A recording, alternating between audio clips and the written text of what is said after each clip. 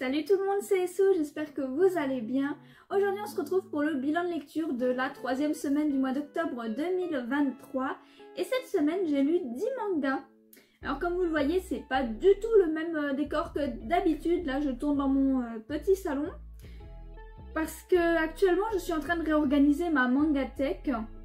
De base en fait mes mangas sont rangés par maison d'édition. Et je sais pas, j'ai vu mon conjoint ranger ses mangas par ordre alphabétique et j'ai eu envie de faire pareil. Quelle idée, avec autant de mangas, du coup ça prend un temps de malade. J'ai toujours pas fini et c'est le bazar complet dans ma pièce pour le moment parce que j'ai des piles de mangas posées partout. On peut à peine circuler, donc évidemment je ne peux pas tourner dans ma pièce pour le moment. Il faut que je termine rapidement. Mais du coup voilà, ça ne nous arrête pas dans nos bilans de lecture. Donc on va commencer tout de suite.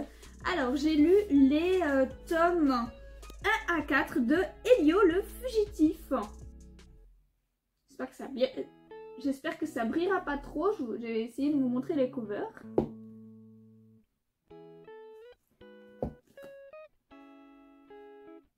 Voilà, alors je vous mets le résumé du tome 1 juste ici. C'est édité du coup chez Glénat le 7 avril 2021, c'est un shonen et l'œuvre est terminée en 5 tomes, donc en fait il me manque plus qu'un tome pour terminer la série. Et autant vous dire que j'ai beaucoup apprécié cette œuvre là. Les covers, elles payent pas trop de mine je trouve, on a l'impression que le trait il est assez spécial et en fait il l'est. C'est un trait vraiment assez spécial et assez épais en fait dans son dessin. Mais ça n'empêche pas que les combats, tout ça soit plutôt compréhensible. Et ce style est vraiment particulier mais très agréable. J'ai beaucoup aimé du coup ce cher Elio. On perd pas de temps, on le découvre quand il est en prison et qu'il du coup en sort de manière legit. Le but c'était de vaincre 1000 prisonniers et après la personne qui arrivait pouvait sortir et on suit Elio directement quand il vainc du coup le 1000e prisonnier et qu'il sort. Et on peut vite découvrir que Elio c'est vraiment un bon gars. Au départ on sait vraiment pas beaucoup de choses sur lui à part qu'il a tué son frère, mais l'histoire était bizarre, enfin ça collait pas trop avec son caractère, vous voyez, ça se voyait que c'était pas un tueur. Et à côté de ça, il va voir une fille, une noble, une fille de chevalier se faire totalement persécuter en fait. Parce qu'en fait à cette époque là, si tu peux pas te défendre quand t'es accusé de quelque chose, t'es automatiquement le coupable, même si t'as rien fait. Tant que t'as pas prouvé que c'est pas toi le coupable, t'es le coupable.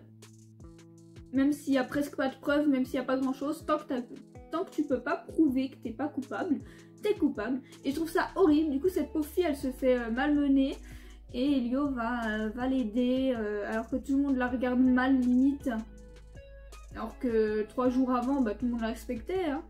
Lui il va lui tenir la main et il va l'aider. Donc après ils vont se retrouver tous les deux en fuite, d'où le titre finalement Elio le Fugitif.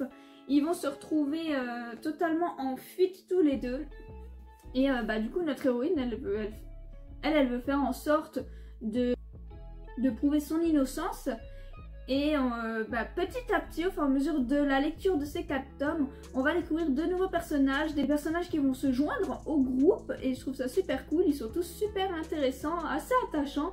Ça fait quand même une petite famille au bout d'un moment, j'aime beaucoup. Elio va finir par vraiment avoir une importance. Et dans le tome 4, je crois, le dernier que j'ai lu actuellement, on découvre du coup le passé d'Elio qui le raconte à ses camarades. Et on découvre qu'en fait, alors certes, il a bien tué son frère, mais c'est bien plus compliqué que ça. Enfin du coup, c'est assez agréable parce qu'on découvre quand même assez bien les personnages. Bon, les personnages qui suivent notre groupe, pas trop. Certains un peu plus que d'autres, mais c'est pas incroyable. Mais suffisant pour ce genre d'œuvre. On n'a pas besoin d'en savoir trop non plus, on en sait suffisamment et j'apprécie beaucoup. Voilà, on va les suivre en train de fuir. D'ailleurs l'œuvre se passe en Espagne, d'ailleurs je trouve ça cool aussi. ça change. Et finalement le seul truc qui me fait un petit peu peur, c'est que la série termine en 5 tomes. Donc ça veut dire que la fin va forcément être rushée, j'ai envie de dire. Parce que... Alors on découvre que notre héroïne en fait elle est fille illégitime du roi et qu'en fait ils sont 11 ou 12 comme ça, frères et sœurs, et qu'elle le savait pas et qu'elle les connaît pas. Et en fait dans les tomes là elle va en rencontrer 2 par là, ouais. Mais les autres je pense qu'on va pas du tout les connaître pour le coup, ce qui est assez dommage. J'aurais bien voulu un petit peu voir le point de vue des autres enfants illégitimes, entre parenthèses. Et pareil, là, ils essaient de renverser le roi actuel pour prendre sa place. Et ça va aller super vite du coup, parce que il reste plus qu'un tome pour ça. Et du coup, c'est dommage. Je trouve que c'est juste dommage. Ça aurait peut-être manqué d'un peu plus de tomes, 2-3 tomes en plus pour développer ça. Mais sinon, l'œuvre, elle est vraiment très sympathique. J'ai beaucoup apprécié. Je ne pensais pas autant apprécier, vous voyez, je l'ai acheté en occasion cette série. Et du coup je vais vite me commander le tome 5 histoire de la terminer. Et bon, je pense que la fin va sûrement un peu me décevoir. Mais de manière générale j'ai passé un super bon moment. J'ai trouvé la lecture hyper agréable, hyper fluide. On ne s'ennuie jamais, il y a plein d'actions et les personnages sont vraiment cool et bien développés. Donc voilà, j'ai passé un bon moment, mais c'est vrai que j'ai un peu peur de lire le tome 5 quand je l'achèterai parce que forcément je pense que je vais être frustrée. Sinon du coup au niveau des dessins, comme je vous disais, moi j'aime beaucoup le trait. Je trouve ça vraiment très joli. J'espère que je cadre bien parce que du coup c'est pas posé comme d'habitude, donc je ne vois pas du tout ce que je fais. Ensuite, j'ai lu les tomes 3 à 5 de l'Éden des sorcières. Je vous montre vite fait les covers. Là, j'ai peur que ça brille, mais bon. Alors, l'Éden des sorcières, c'est une vraie petite pépite pour moi, un petit coup de cœur. J'aime énormément cette série. Alors, elle est éditée chez Kiun. Le 12 mai 2022 pour le tome 3, c'est un seinen et l'œuvre est en cours actuellement. Le tome 6 sortira le 7 décembre et qu'est-ce que j'ai hâte! J'adore cette série, les tomes mettent un petit peu de temps à sortir je trouve, mais cette série elle est vraiment pépite à chaque tome.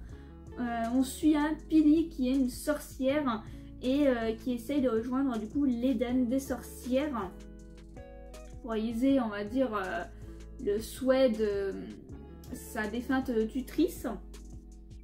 Et notre chère Pili elle est accompagnée d'une bête qui est apparue à la mort de sa tutrice on va dire et qui l'aide, mais c'est vrai que c'est pas l'amour fou entre les deux hein.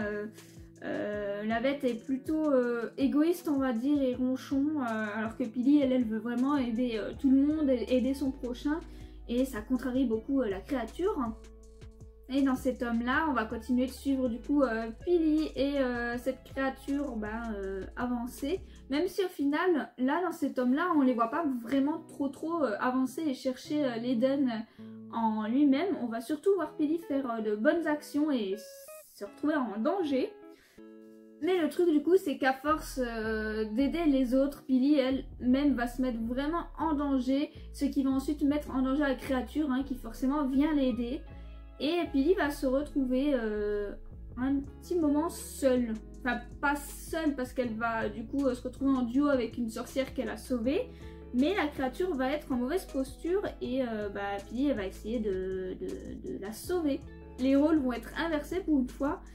Sauf que leur force est assez différente. Donc à voir comment ça va se passer. Je crois en Pili, je pense que ça va bien se passer.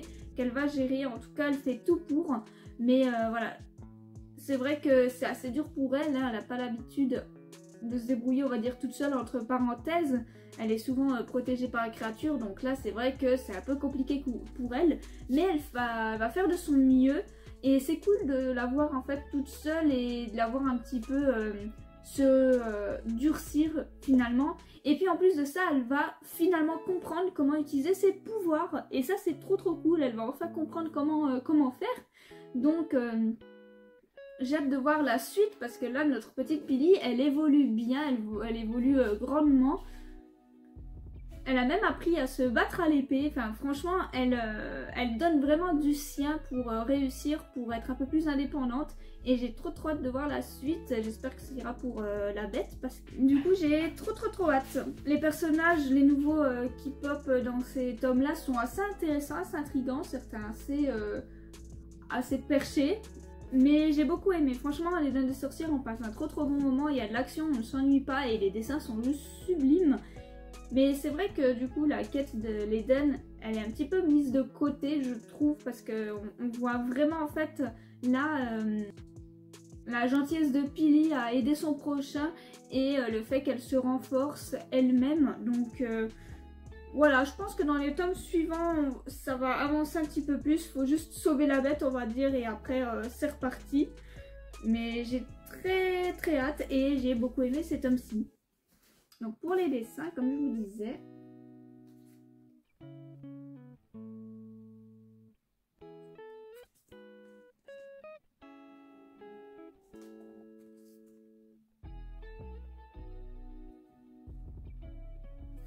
et vraiment Pili elle ne se laisse pas faire et je suis assez contente de voir qu'elle a trouvé une amie pour avancer, pour l'aider et pour trouver l'Eden.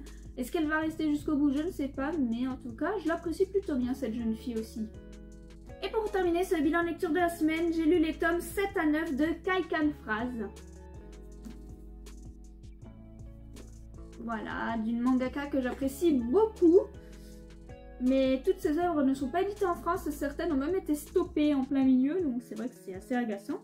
Donc Kaikan Phrase, on a du coup notre héroïne Aine qui est très douée pour l'écriture et elle est fan du groupe Lucifer où le chanteur, du coup la personne principale du groupe s'appelle Sakuya. Et du coup notre petite Aine est vraiment très douée en écriture et Sakuya va découvrir cet talent d'écriture et va lui demander d'écrire leurs chansons en fait, les paroles érotiques, voilà. Et elle va accepter et puis voilà, ils vont se rapprocher, ils vont tomber amoureux et ça va faire un petit couple. Sauf que voilà, on est dans le monde de la musique, on est dans le monde des stars et c'est pas tout beau tout rose, c'est compliqué, il y a de la jalousie, il y a les coups foireux de la part des adversaires et autres. Et on va vraiment voir ça à leurs dépens, les pauvres. Donc notre couple principal il est adorable et Mayu Shinjo j'aime beaucoup parce que c'est une mangaka qui fait du shoujo tourné vers l'érotisme et elle sait son sujet quoi et j'aime beaucoup ses œuvres de manière générale. Et ce qui est marrant c'est que je trouve que Kaikan Phrase par rapport à certaines autres œuvres que j'ai pu lire, c'est vachement soft, voilà, il n'y a pas énormément de contact charnel on va dire, enfin il y en a mais c'est pas en longueur, on voit pas tout ça en détail, ça dure pas 1000 pages, ça arrive souvent mais on le voit pas énormément, voilà, c'est assez soft par rapport à certaines de ses œuvres. Mais c'est pas plus mal et puis du coup c'est assez accessible, on va dire un peu plus accessible que certaines de ses autres œuvres. Et j'ai bien aimé du coup qu'on puisse voir un petit peu le monde du showbiz dans ce récit-là. Il va se passer des dingueries, très clairement. Et notre couple principal va vraiment avoir du mal à être tranquille. Parce qu'entre ceux qui veulent les séparer parce qu'ils sont amoureux de Sakuya ou inversement ceux qui veulent les séparer parce qu'ils sont amoureux de notre héroïne Aine, et c'est le bazar, ils font vraiment des coups foireux, ils font n'importe quoi et notre couple... leur amour est vraiment mis à rude épreuve, leur patience, leur amour l'un envers l'autre, et on voit qu'ils s'aiment vraiment quoi. Même si des fois c'est compliqué, dans le sens où Aine en fait elle manque de confiance en elle, mais tout le temps, et à chaque fois elle se répète où elle doute d'elle.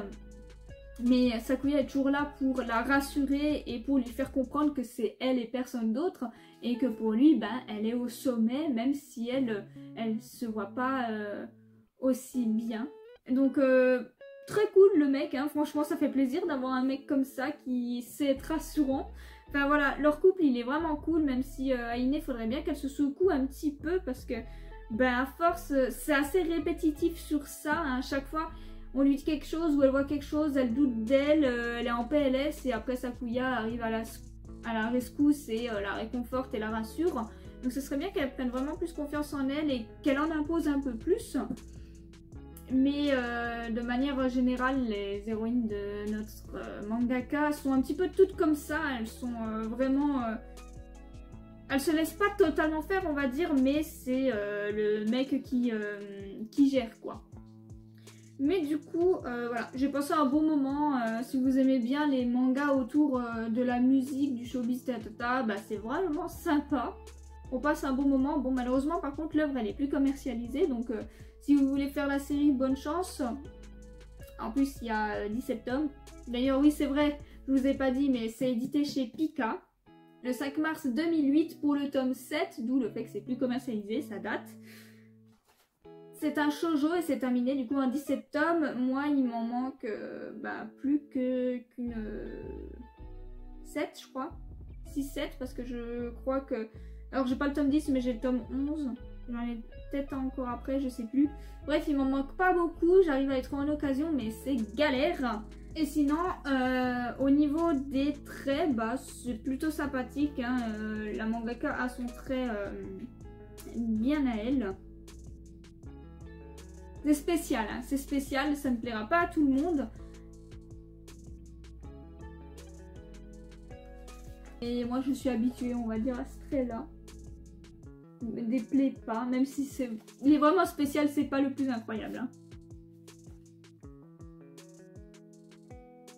Voilà. Alors, et c'est ainsi que se termine cette vidéo bilan lecture de la semaine. J'espère qu'elle vous a plu. N'hésitez pas à me dire vos lectures de la semaine et si on a des lectures en commun ou non. Vous pouvez également me suivre sur Instagram pour suivre toutes mes reviews sur tous les mangas que je vous présente chaque jour ou presque. Et sur ce, eh bien passez une bonne journée.